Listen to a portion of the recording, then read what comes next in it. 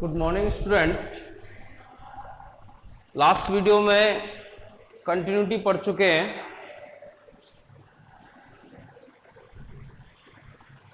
अब next topic आता है आपका डिफरेंशिएबिलिटी, अवकलनीयता। सबसे पहले अवकलनीयता से हमारा आशय क्या है, अवकलनीयता होती क्या है। यदि किसी वक्र के किसी भी बिंदु पर स्पर्श रेखा खींची जा सके, यदि किसी वक्र के किसी भी बिंदु पर स्पर्श रेखा खींची जा सके यानी सभी बिंदुओं पर, तो दिया गया फलन उन बिंदुओं पर क्या होगा, अवकलनीय होगा। यानी स्पर्श रेखा कब खींची जा सकती है, जैसे ये कोई वक्र है, यहां पर स्पर्श रेखा खींच सकते हो आप, ये इसको टच करके निकलेगी, या यहां पर खींच सकते हो, ये इसको टच करके निकल रही है ना कि काट के। ये है आपकी स्पर्श रेखा, यहां पर ये स्पर्श रेखा है। इस प्रकार यानी किसी भी बिंदु पर स्पर्श रेखा जो है, हम ये स्पर्श रेखा कब खींच सकते हैं, जब वक्र क्या हो, टूटा हुआ नहीं हो। जैसे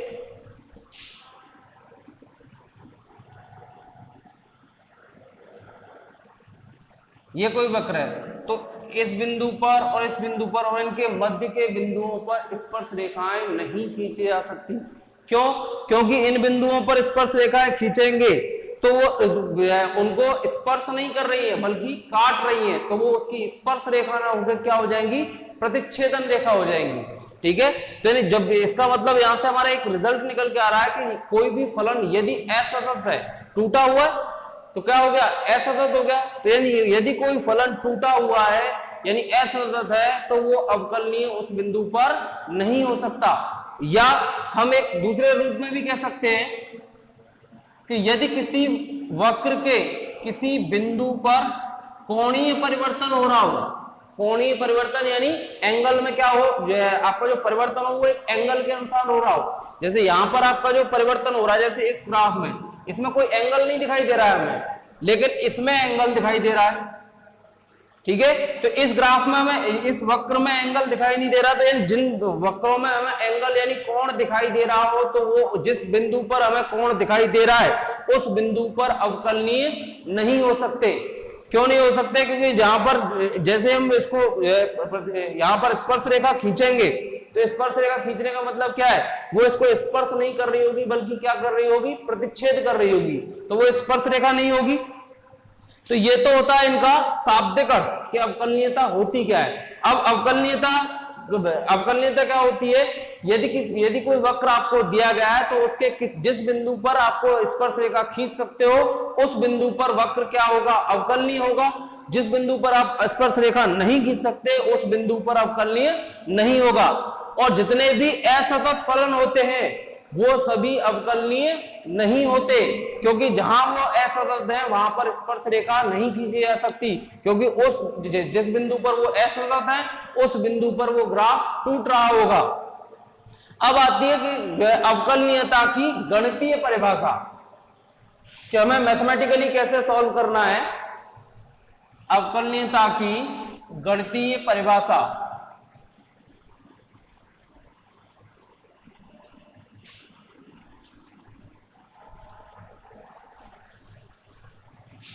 गणितीय रूप में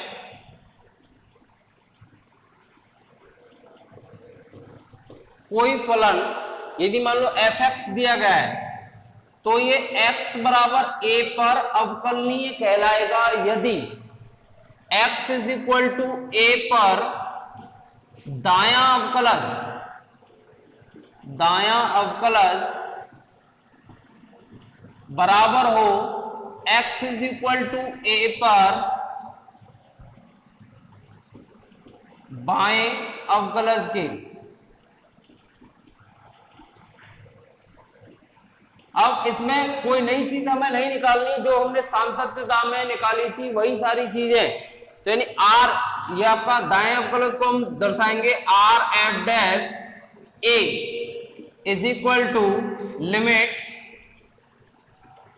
h tends to 0 F of A plus H minus F of A whole upon H, और बाएं अवकलज को दर्शाएंगे हम L F dash A is equal to H. यहां जो अत्यल्प राशि जोड़ी जा रही है वही सामर्थ्य की तरह ही है।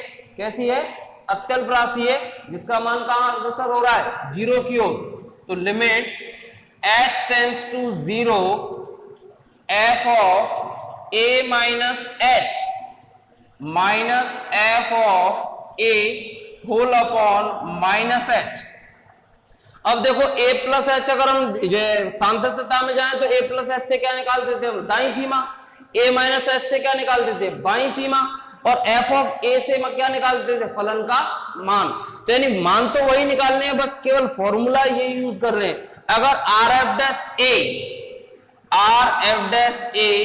Is equal to L F dash A हमें प्राप्त हो तो दिया गया फलन x is equal to A पर अवकलनीय होगा, और यदि ये नॉट इक्वल मिलते हैं तो दिया गया फलन x is equal to A पर अवकलनीय नहीं होगा। ये तो हो गई आपकी सिंपली आपकी, अगर हमें अवकलनीयता ज्ञात करनी हो किसी बिंदु पर। अब वही जैसे सांतत्य हमने किसी बिंदु पर निकाला था तो उसमें क्या देखा था कि x is equal to A पर फलन का मान, x is equal to A पर फलन की दाईं सीमा और x is equal to A पर फलन की बाईं सीमा।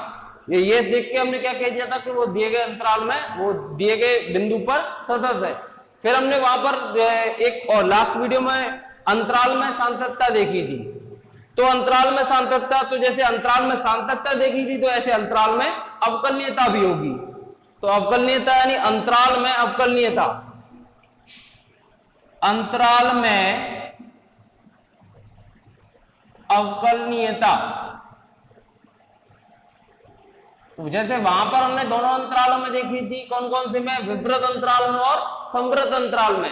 तो यहां भी देखेंगे। फर्स्ट है विवृत अंतराल में, जैसे विवृत अंतराल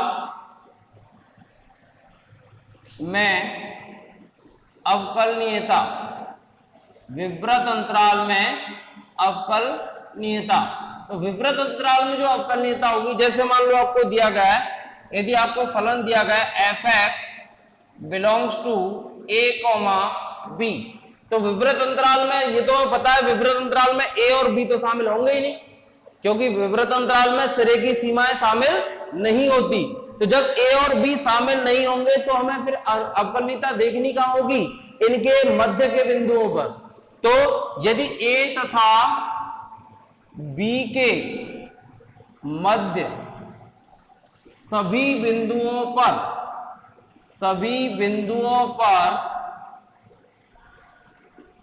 फलन अवकलनीय है,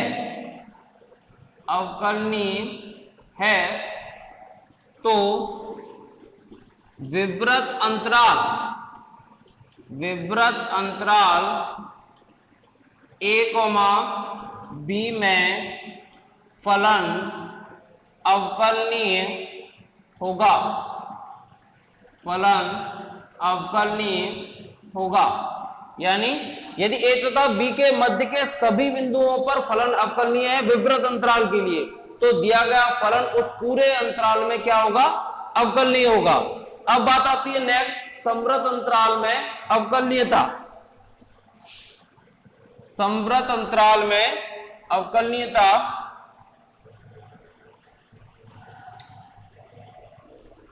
संवृत अंतराल में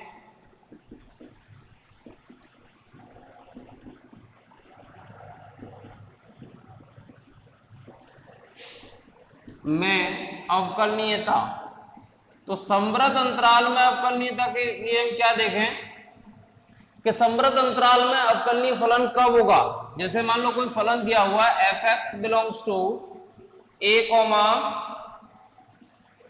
बी। अब सबसे पहले तो कंडीशन ए कंडीशन ले लेते हैं। दिया गया फलन विवृत अंतराल ए कॉमा बी में अवकलनीय हो, ए कॉमा बी में अवकलनीय हो। अब विवृत अंतराल से मतलब क्या है, ये वाला जो ऊपर जो कंडीशन लिखी हुई है वही क्या है, विवृत अंतराल वाली ए कॉमा बी में अवकलनीय का मतलब क्या है, इनके मध्य के सभी बिंदुओं पर अवकलनीय हो। फिर सेकंड कंडीशन, दिए गए फलन का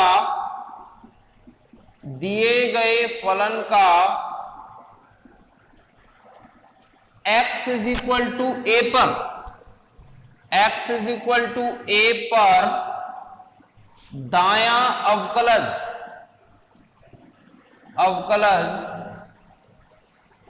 विद्यमान हो, दायां अवकलज विद्यमान हो। यानी x is equal to A पर बायां तो निकाल ही नहीं सकते क्योंकि a माइनस एच करेंगे, बाएं अवकलज में हमें क्या करना है, f of a minus H. तो हम जब a से जो है a में माइनस कर रहे हैं तो a से पीछे जाएंगे, तो a से पीछे तो इस अंतराल में जा ही नहीं सकते क्योंकि अंतराल तो हमें कहां से कहां तक दिया, a से और b तक। तो हम बायां अवकलज तो निकाल ही नहीं सकते यहाँ पर, तो हम क्या निकाल सकते हैं, यहाँ पर दायां निकाल सकते हैं। तो क्या होना चाहिए, x is equal to A पर दायां अवकलज विद्यमान होना चाहिए। यानी दायां अवकलज यदि मान लो विद्यमान होने से मतलब क्या है, उसकी कुछ ना कुछ वैल्यू निकल के आनी चाहिए, ऐसा नहीं कि अपरिमित आ रहा हो, इनफाइनाइट आ रहा हो, ठीक है ना। तो यानी x is equal to A पर दायां अवकलज विद्यमान हो। और सी कंडीशन है, दिए गए फलन का x is equal to B पर कौन सा अवकलज विद्यमान होगा, बायां अवकलज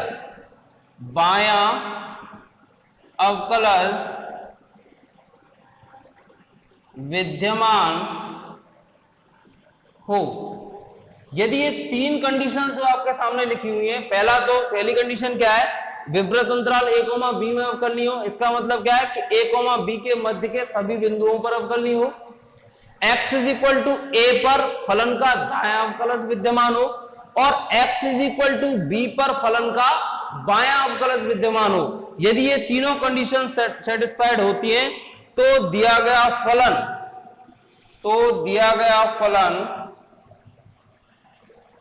समवृत अंतराल a कोमा b में अवकलनीय होगा।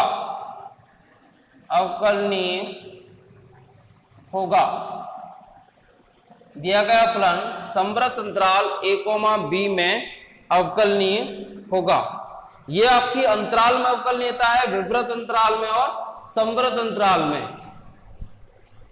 अब इसके नेक्स्ट क्वेश्चंस देखते हैं। नेक्स्ट देखते हैं इसके क्वेश्चंस।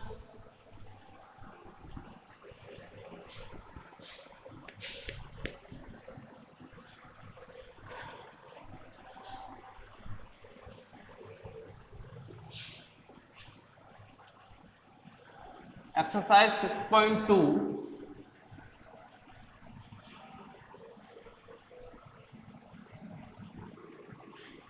इसमें आपके अलग से स्पेशली कोई नोट्स नहीं है, आपको जो वीडियो में बताया गया है मैंने बोर्ड पर सब कुछ लिख दिया है, आप उसे वीडियो में से ही नोट कर सकते हैं। एक्सरसाइज 6 के लिए इसके लिए स्पेशली नोट्स नहीं है।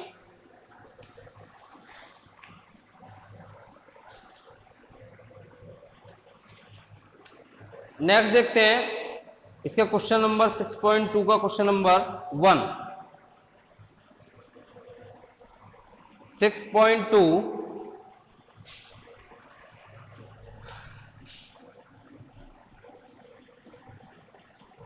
क्वेश्चन नंबर 1, सिद्ध कीजिए कि निम्न फलन x के प्रत्येक मान के लिए अवकलनीय है। इसका क्वेश्चन नंबर 1 का फर्स्ट दिया हुआ है f(x) is equal to x। हमें सिद्ध करना है कि ये x के प्रत्येक मान के लिए अवकलनीय है। तो f(x) is equal to x यानी ये कैसा फलन होता है, तत्समक फलन। तत्समक फलन होता है यानी जो वैल्यू हम x की रखते हैं y की वैल्यू वही निकल के आती है। देख लो यहाँ पर 1 रखोगे तो 1, 2 रखोगे तो 2, -1 रखोगे तो -1, 0 रखोगे तो 0। तो यानी ये आपकी, अगर हम स्ट्रेट लाइन के अनुसार देखें तो y is equal to X line है ये, और y is equal to X line कहां से गुजरती है? मूल बिंदु से। ठीक है ना। अब इसमें हमें क्या चेक करना है? उसने इसमें कोई बिंदु नहीं दिया हुआ है, तो हम क्या करें? माना x इज इक्वल टू सी, कोई भी बिंदु मान लेते हैं, सी ए बी कुछ भी मान सकते हो, उससे कोई दिक्कत नहीं। अब हमें क्या क्या वैल्यूज निकालनी है? x is equal to C पर दायां अवकलज और x is equal to C पर बायां अवकलज। यदि वो दोनों बराबर आते हैं तो दिया गया फलन, ये हमने जनरल वैल्यू ली है c, तो यानी सी का मान कुछ भी हो सकता है, 1 2 3 4 0 -1 -2 कुछ भी। तो यानी x is equal to C पर यदि हम अवकलनीय प्रूफ कर देते हैं तो हम कह सकते हैं कि ये x के प्रत्येक मान के लिए क्या होगा? अवकलनीय होगा। तो सबसे पहले x is equal to C पर दायां अवकलज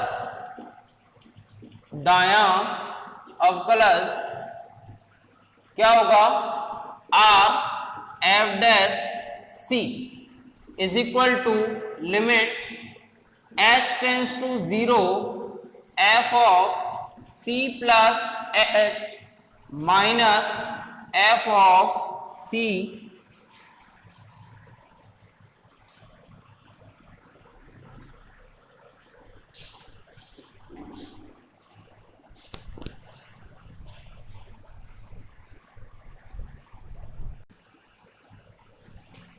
f of c plus h minus f of c whole upon h, या limit h tends to 0 f of c plus h। f of c plus h की value निकालें तो यहां से x की जगह c प्लस h रखेंगे तो यहां भी क्या आएगा? c प्लस h ही आएगा। तो c plus h minus f of c की वैल्यू निकालेंगे तो यहां c रखेंगे तो वैल्यू क्या निकल के आएगी? c ही आएगी, होल अपॉन h, c से c cancel, limit h tends to 0 h upon h, h से h cancel, limit h tends to 0 1। अब h है ही नहीं पुट करने को तो वैल्यू क्या निकल के आ गई? 1। ये क्या निकाल दिया हमने? x is equal to C पर दायां अवकलज। अब क्या निकालना है? x is equal to C पर बायां अवकलज, x is equal to C पर बायां अवकलज।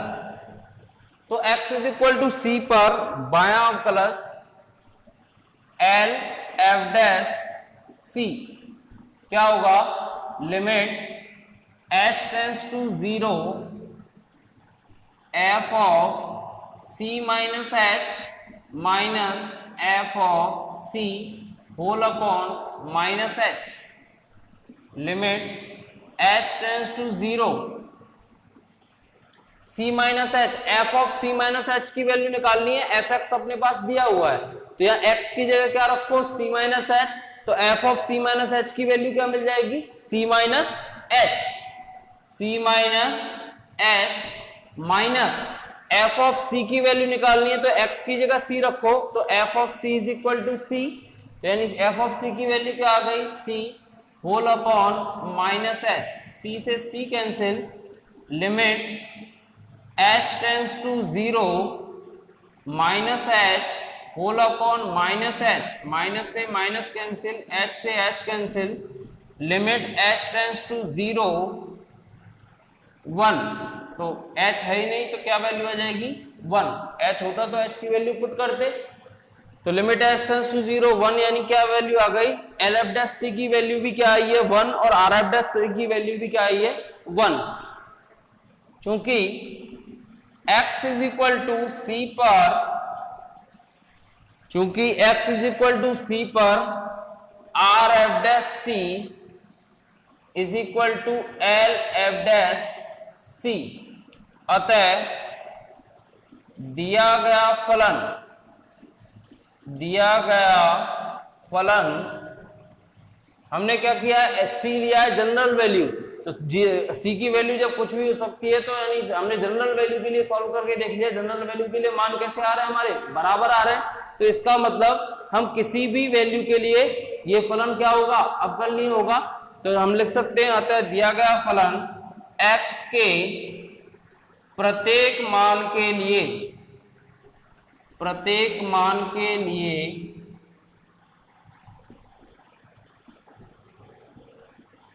अवकलनीय है।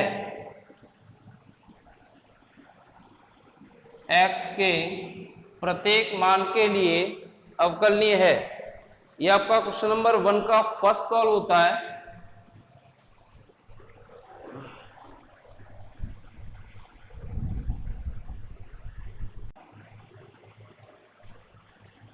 नेक्स्ट है आपका क्वेश्चन नंबर 1 का third.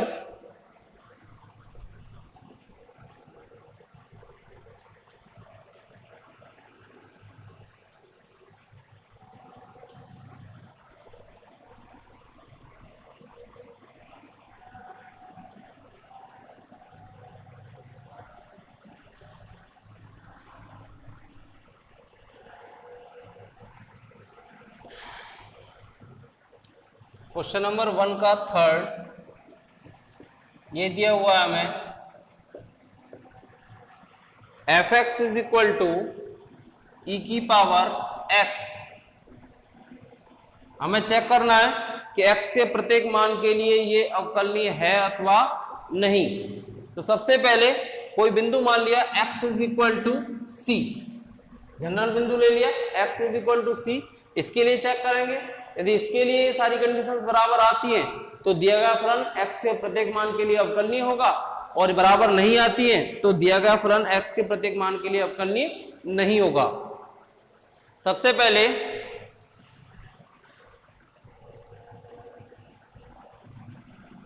x is equal to C पर फलन का दायां अवकलज, x is equal to C पर फलन का दायां अवकलज।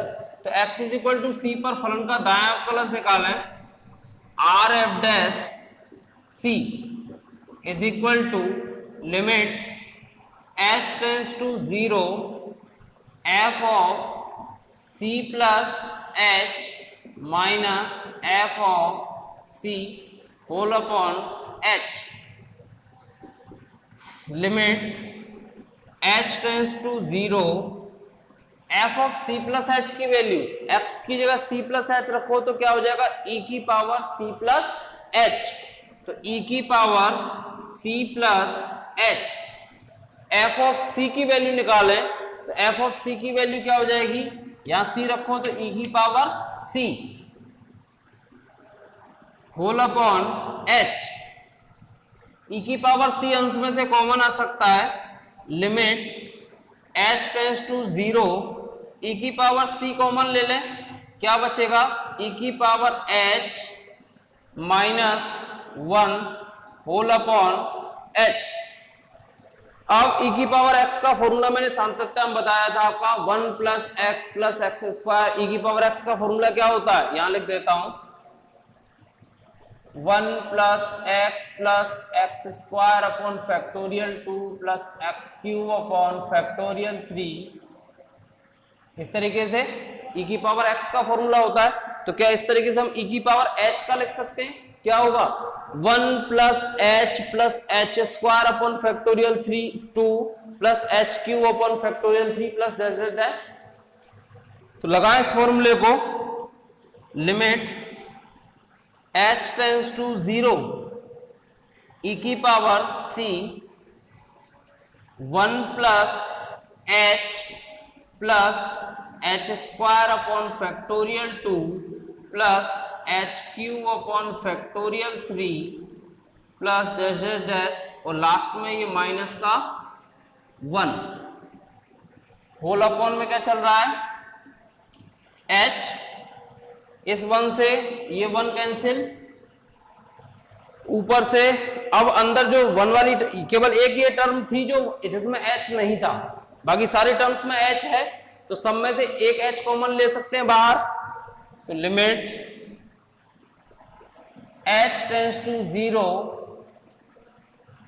e की power c into H common ले लें तो यहां तो क्या बचेगा 1, यहां पर h अपॉन फैक्टोरियल 2, यहां पर h स्क्वायर अपॉन फैक्टोरियल 3, तो 1 plus h upon factorial 2 plus h square upon factorial 3 plus dash dash dash और होल अपॉन में क्या चल रहा है h, इस h से ये h cancel.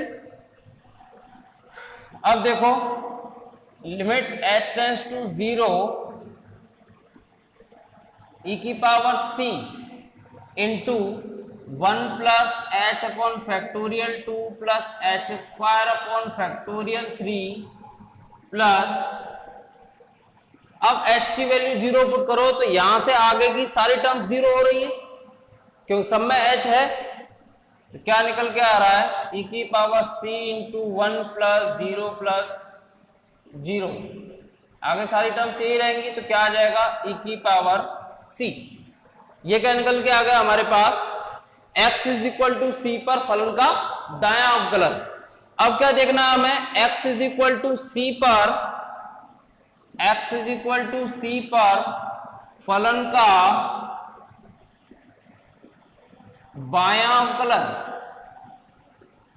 x is equal to c पर फलन का बायां अवकलज। तो x is equal to c पर फलन का बायां अवकलज कैसे होगा, L F dash c is equal to limit h tends to 0, limit h tends to 0 f of c minus h minus f of c whole upon minus h, या limit h tends to 0 f of c minus h की value यहीं से निकालेंगे function से, तो x की जगह क्या रख दें c माइनस h, तो वैल्यू क्या आ जाएगी e की power c minus h, e की पावर c माइनस h। यहां से f ऑफ c की वैल्यू क्या होगी e की पावर c माइनस e की power c whole upon minus h, e की पावर c ऊपर से कॉमन लिया जा सकता है तो limit h tends to 0, limit h tends to 0 e की पावर c कॉमन, क्या बचेगा यहां पर e की पावर माइनस h बचेगा और यहां पर क्या बचेगा माइनस का 1 होल अपॉन माइनस h। इधर से मिटा देते हैं इसको,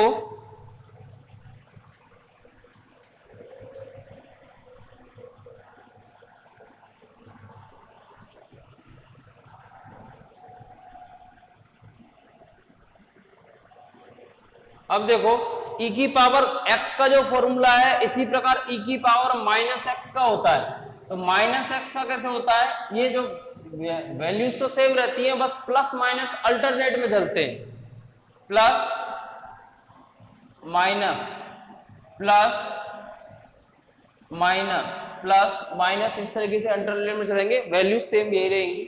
तो e की पावर माइनस x का हमें फॉर्मूला पता है तो e की पावर माइनस h का फॉर्मूला लिख सकते हैं, तो क्या होगा limit h tends to 0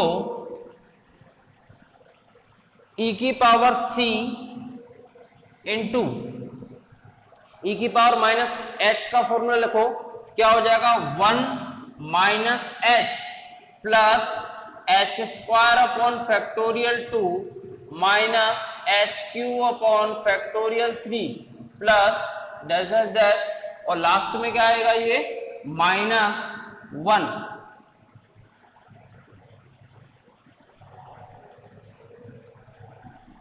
whole upon में क्या चल रहा है अपने पास माइनस का h, होल अपॉन में क्या चल रहा है माइनस का h, ये 1 से ये 1 cancel, limit h tends to 0, limit h tends to 0।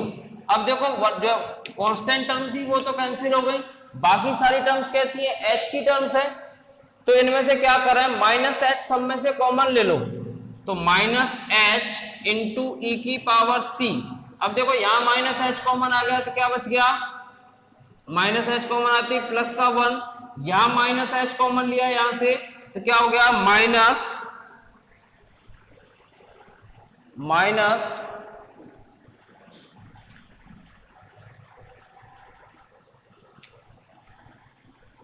H upon factorial 2, यहां पर प्लस हो जाएगा एच स्क्वायर अपॉन फैक्टोरियल 3, फिर अगला टर्म प्लस की थी तो वो माइनस की हो जाएगी, इस तरीके से आगे टर्म्स चलेंगी, होल अपॉन माइनस एच, इस माइनस से ये माइनस कैंसिल, एच से ये h cancel, limit h tends to 0, h tends to 0 e की power c 1 minus h upon factorial 2 plus h square upon factorial 3 minus dash dash dash.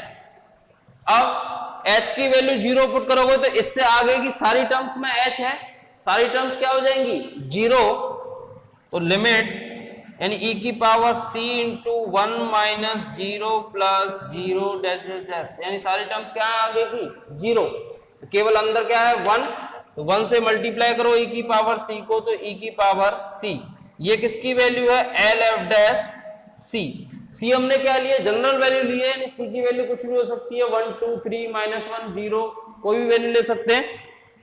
तो हमने देखा कि x is equal to C पर दायां अवकलज क्या निकल के आ रहा है e की पावर c, और x is equal to C पर बायां अवकलज भी क्या निकल के आ रहा है e की पावर c, तो नीचे लिखेंगे चूंकि x is equal to C पर R F dash C is equal to L F dash C, अतः दिया गया फलन x के प्रत्येक मान के लिए